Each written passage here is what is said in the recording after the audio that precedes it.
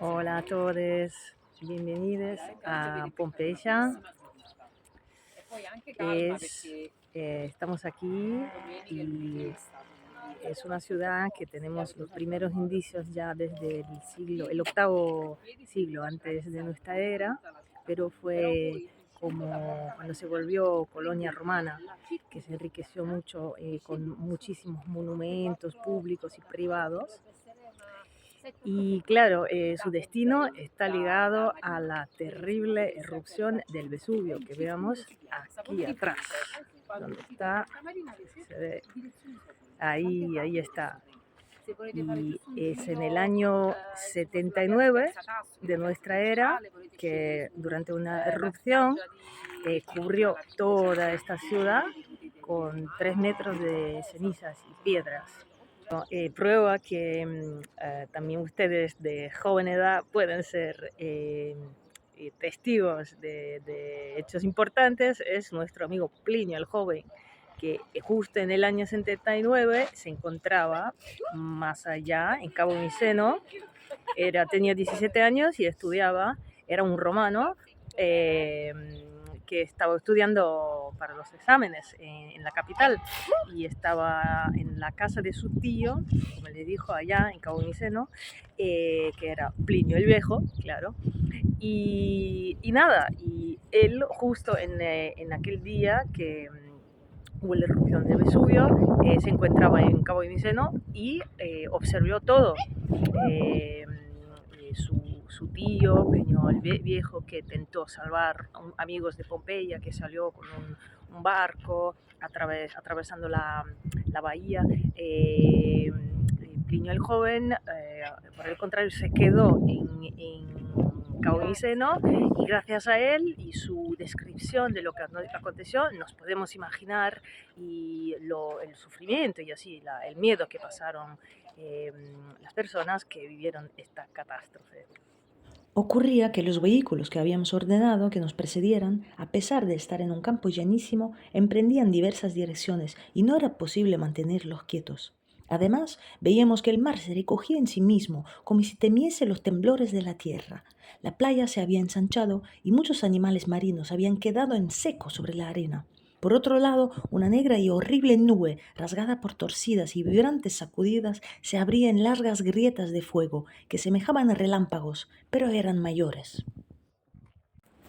Y se piensa que en aquella época Pompeya tenía unos 20.000 habitantes, eh, y que la erupción afectó no solo Pompeya, pero también otras ciudades como Plontis, Herculania, Mestavie.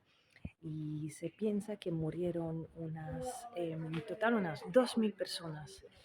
Claro, es una cosa horrible, pero gracias a los 3 metros de piedras y cenizas, nos permitió conservar una ciudad romana en algunos lugares perfectamente, in condizioni perfettas. Bellissimi. E dove stiamo, Luigi? Adesso siamo nella casa dei Dioscuri. Raccontaci un po'.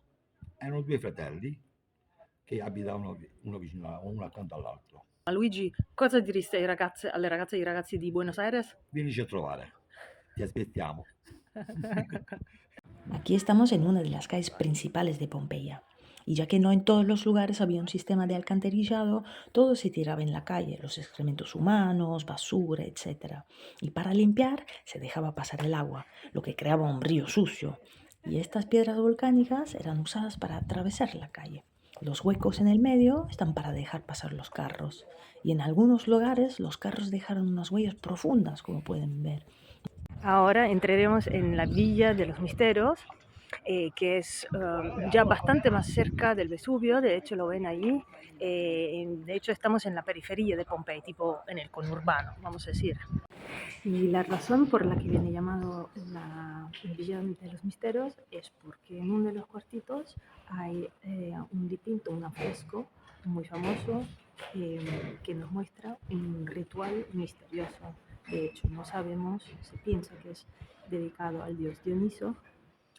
Y otro detalle también muy misterioso es que casi no conocemos los nombres de los pintores de Pompeya. Hay solo uno que le fue permitido firmar un tal de Lucius, pero que fue uno de los peores.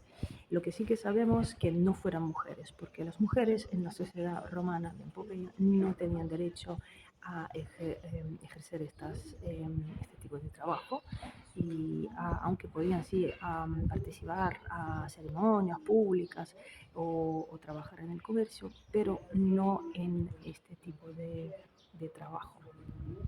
Bueno, la propia etimología del término describe la técnica del afresco, que consiste en aplicar el color en forma de pigmentos molidos directamente sobre el yeso fresco para favorecer la carbonatación de la cal, ¿no? Que es una reacción química entre la cal presente en el yeso y el anhídrido carbónico en el aire, que favorece la fijación de los colores. Y aquí pueden ver un thermopolium, una típica cocina de Pompeya. Hay más de 89 en donde se vendían comidas calientes o bebidas. Claramente no para la gente que tenía las villas, las casas grandes, pero para las clases más bajas que tenían unos talleres, comerciantes y muchas veces vivían arriba de los talleres y no tenían estos espacios, no tenían, claro, una cocina o un espacio para cocinar y entonces podían comprarlos aquí en estos lugares a bajo precio. Y bueno, en muchísimos lugares en Pompeya van a encontrar este tipo de decoración. Y bien lejos de ser arte pornográfica, son falos apotropaicos, es decir, que por su carácter mágico se cree que alejan el mal o propician el bien. Y estas imágenes y bajos relieves tienen una fuerte conexión con la fertilidad, el mundo agrícola, y son relacionados con el culto de un dios en particular, Príapo. Es una deidad de la cultura griega de los siglos del tercer y segundo siglo antes de nuestra era, y Príapo era el hijo de Venus y Dioniso, o según otra versión de Venus y Zeus, y el tamaño exagerado de su falo se debe a un castigo que le infligió Hera, celosa de Venus. Y de hecho esta tradición, vamos a decir, sobrevive hasta hoy porque muchos napoletanes tienen en su bolsa o en su casa un peperoncino o un cuernito, como llaman, que no es nada diferente que un falo un poco cambiado, pintado de rojo, y es por la influencia de la iglesia, ¿no? Que vino después, que tuve que cambiar la simbólica, pero la origen es esta. Bueno, y ahora les voy a presentar el anfiteatro de Pompeya. Es el anfiteatro más antiguo que conocemos de este tipo romano, porque es del año 80 antes de nuestra era, y se dice que cabían unos 20, más entre 12 hasta 20.000 espectadores, que tienen que imaginarse, claro, que es básicamente Pompeya toda. Y es aquí que se enfrentaban los famosos gladiadores. Y arriba, donde se ve ahí, arriba hay unos huecos donde se apuntalaba el techo para proteger la arena, así que se podían hacer espectáculos todo el año, con la lluvia, sin lluvia, con sol y todo.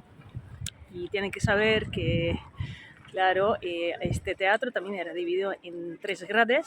Las más cercanas, claro, eran para la gente más privilegiada, políticos, senadores, las clases con más plata. Después una parte intermedia y la tercera parte, la tercera grade, era, claro, para los plebeyos y las mujeres. Y así que esta es la sociedad de Pompeya. Aquí nos encontramos en un lugar, en español es la huerta de los Fuyentes, l'orto dei Fuggiaschi en italiano, pero bueno, es un lugar bastante trágico porque es donde están expuestos los vaciados de las personas que se quedaron capturadas durante la erupción del Vesubio, porque cuando el material volcánico cubrió todas las calles y casas de la ciudad, los cuerpos con el tiempo se decompusieron, ¿no? Dejando unos espacios huecos, vacíos. Y los arqueólogos que comenzaron las excavaciones en el siglo XVIII encontraron estos espacios y tuvieron la idea de llenarlos de yeso. Y gracias a esta técnica podemos imaginarnos el sufrimiento y también cómo fueron las últimas horas, minutos de esta gente en aquel año del 79. Aquí hay mucha gente esperando y ¿saben por qué? ¿Para qué? Para ver una gente pelada, unos dibujos de gente pelada. Porque este aquí es un lupanare o así, una casa de trabajo sexual, un prostíbulo, no sé cómo llaman. Y, y es muy conocido porque dentro hay unos dipintos, unos frescos de carácter erótico. Esta es más gente que quiere ver gente pelada. Imagínense el pobre Círico que vivía aquí cerca. Bueno, es cuando fue descubierto Pompeya en el 1748, claro, fue un choque cultural para la gente, así que crecía en un ambiente muy católico, ¿no? De ver todos estos dibujos de contenido erótico. Así que básicamente los encerraron, los escondieron en el museo, en el gabinete secreto. Y es así, solo en el año 2000, la verdad, que podemos acceder y visitar estos dibujos, estas pinturas eróticas, muchas fueran también o cubiertas de yeso. Bueno, así que no voy a entrar ahí porque hay mucha gente, pero si tienen curiosidad es solo googlear. Y ahora os voy a llevar a los baños centrales, que son muy lindos, son compuestos por el típico apoditerium, que es un vestuario, con el frigidarium para los baños fríos, el tepidarium para los baños de temperatura media y al final el calidarium para los baños calientes. La calefacción estaba asegurada por un sistema de tuberías muy sofisticado en las paredes y un doble suelo que hacían circular el aire caliente proveniente de los hornos y de los braseros móviles. También uno se podía hacer un masaje por las y los esclavos que trabajaban aquí. Los esclavos eran o prisioneros de guerra o personas que cayeron en la esclavitud por exceso de deudas, por ejemplo.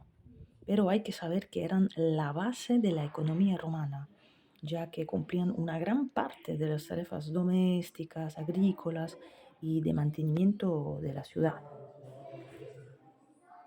Y también el templo de Apolo, que claro, es el dios del arte que no nos puede faltar y que era uno de los dioses más antiguos, vamos a decir, de la sociedad romana, porque ya existía en la sociedad griega y etrusca. Y es donde se hacían los Juegos Apolíneos, que eran fiestas en honor del dios Apolo, y en el cual se iniciaban los jóvenes y las jóvenes al culto de Apolo. Bueno, y finalmente llegamos en el foro de Pompeya, que es tipo la Plaza Mayor, el corazón de Pompeya, y lo es todavía hoy, como ven, y era el centro de esta cultura romana, vamos a decir, de una sociedad romana que por mucho tiempo fue considerada la base de la cultura europea.